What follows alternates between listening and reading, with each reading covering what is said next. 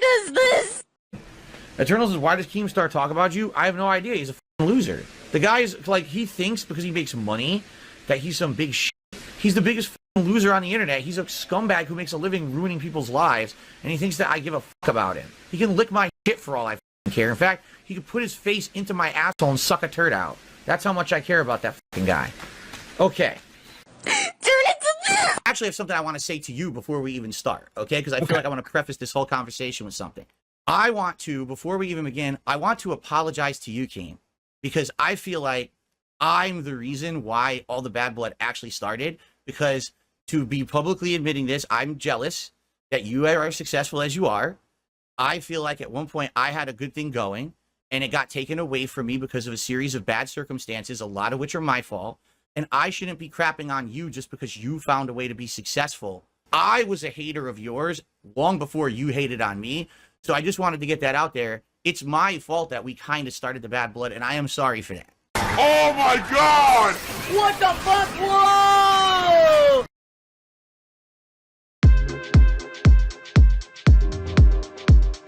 It's at this point in time that you have to take off your hat and tip it to the king of all trolls, DJ Dr. Keemstar, aka Daniel Keem. He is probably the definition of a YouTube cockroach. He is the only person I've ever seen get banned off YouTube and come back even bigger and better. And I personally have always been a fan. I used to watch his original terrible Halo videos. Eventually, I listened to his Bad Kid podcast. And since then, he's always been someone who's popular online and has made content that was watchable up until, ironically, the thing that I was most excited for, the Lolcow podcast. Now, honestly, there's been some pretty good videos that have been made talking about how Keemstar basically fumbled the bag when it comes to Lolcow podcast, where you have people like Wings of Redemption, you have people like Boogie, and there was also some other guy named Tommy who, honestly, I'm autistic, but I'm not autistic enough to know who that is. And then the big piece that actually was a gigantic missing piece, which is DarkSideFell, aka DSPGaming, because he is one of the dark horses. Like, if you have any type of neurodivergence, you're more than likely to have watched DSP, Boogie, and/or Wings of Redemption, because all three are the definition of lolcows, but all three have a very storied past on the internet where they've been making content for literally 10 plus years, where whether you like it or not, you watch them unironically at some point, and now you see their demise, decay, and destruction on YouTube. Now, the thing is with Lolcow Live is that it was supposed to be a podcast of Boogie, Wings Redemption, and DSP. But at the time, DSP absolutely positively hated Keemstar because he viewed him as a bad omen, someone who basically will just use you, make you a slave, and just do what he wants you to do and nothing else, which is low-key true if you've seen the recent videos where Keemstar made Boogie literally lose his mind and walk around picking up trash just because he says so, he has to. And DSP unironically had more dignity than Keemstar really anticipated, and DSP said, I will not do the podcast. And since then, in my opinion, Lolcow Live has been extremely boring. There's only been a very few handful of clips recently that came out that were entertaining or interesting or funny, and it took Keemstar a little bit of time to actually take this autism and mold it. But here's a big but. I think that Keemstar is about to redeem himself. I think that he is going to remove the Cuckstar, denomination from him. Someone made a really good video talking about how Keemstar literally ruins Lolcow Live by ruining the autistic content, because you cannot generate this retardation. You have to let it organically manifest. But Keemstar did a 10,000 IQ move recently where he, I believe, will recruit DSP to be a sometimes guest or third guest on the Lolcow podcast, which is huge because DSP is actually pretty entertaining. I watched DSP unironically for years. Lately, I don't, just because I'm not rich enough to have enough money to donate to him every 5 minutes.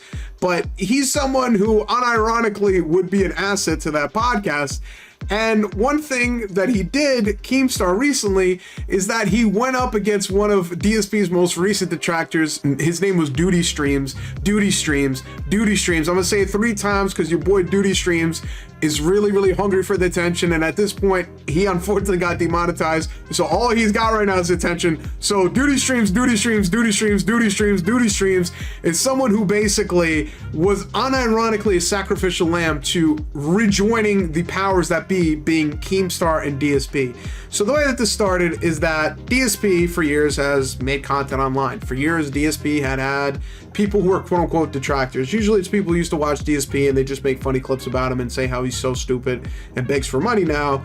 And that's pretty much those individuals who make content on him, clip him, make him look silly.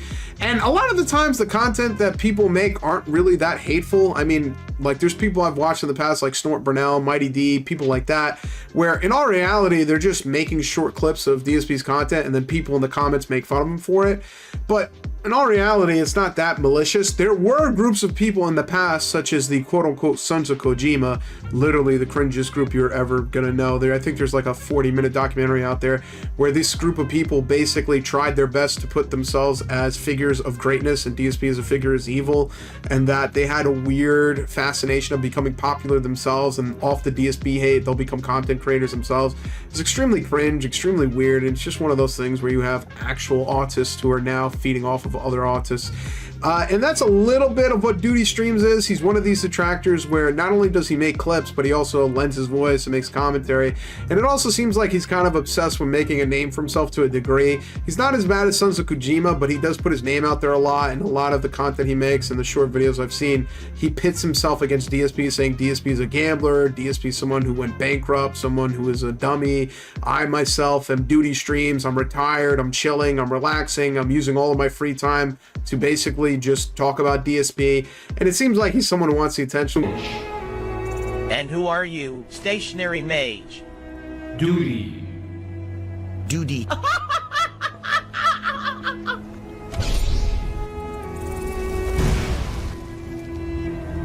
Which, fair enough, he's not as bad as Sons of Kojima, but it is a little bit cringe that he's injecting himself as opposed to people like Snort Burnell, who literally just produce autism, and people like Breaking Banquet, where they literally just produce autism and they don't really inject themselves, and it's really pure and beautiful and delicious. With that being said, DSP lately has not been a fan of Duty. He's been saying that this guy is basically going after his content, he's stealing his money, he's basically, you know, messing up his bag, his money, and that he is someone who is bad. And Duty Streams just kept yapping and saying that I'm a big dog, I do big dog things, I got AdSense money, I got donation money, I got live stream money. And then from out of the heavens, it seemed that an archangel had come down, and that archangel being Keemstar. So Keemstar came down and basically said to Duty, let's get on a call. And Duty, being someone who wants attention, was like, sure, of course, this is great, I want to be on a call. And Keemstar basically just went on the call, made fun of Duty, said that what you're doing is illegal, it should not be something that is protected under fair use, you're going after DSP because he's an easy target, you're a big bully, you're a piece of garbage. And he basically dominated the conversation and basically went against this individual and basically took DSP's side throughout the whole thing. You're on my stream. Someone that's someone that has my stream. Someone that has someone that has Keem, someone that has multi-million subs. I appreciate you coming out. I do. I appreciate it. Thank you. There we go. Oh, thank you. Oh, yeah, like yeah. a fucking hard ass. You're on I'm my not stream. acting like a hard ass, dude. But the problem is that if you want to have a conversation, at least let me speak. You just want to sit here and derail me and do and put out bad information. For example, Well, Judy, when I'm quiet and I let you talk, you just never stop. Now, as a result of this, because DSP saw Keemstar stand for him so hard, DJ Keemstar and DSP actually sat down together and said, you know what, let's hash this out. DSP's like, listen, Keemstar, on the low, you're not that bad of a guy, you're actually a cool guy, and in my opinion, I think I owe you an apology. I want to, before we even begin, I want to apologize to you, Keem, because I feel like I'm the reason why all the bad blood actually started, because to be publicly admitting this, I'm jealous that you are as successful as you are.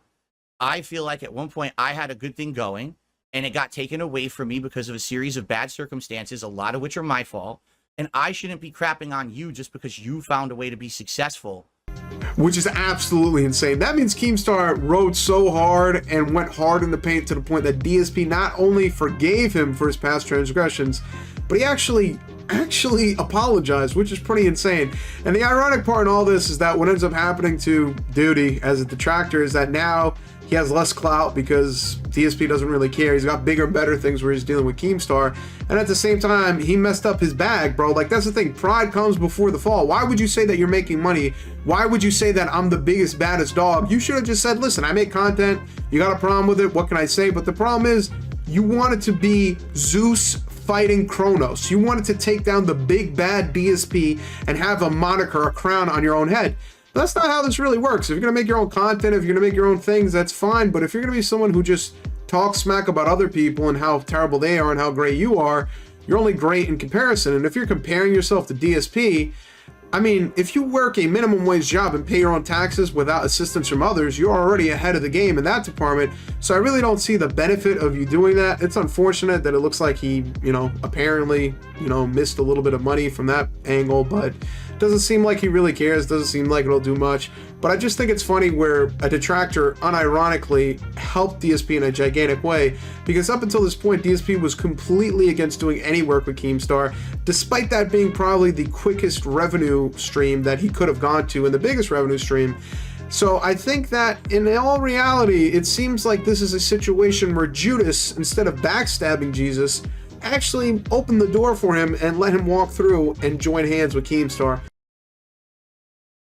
At the end of every single video, make sure you ask people to rate and subscribe to your content. It makes them feel like they're involved even though they're really not.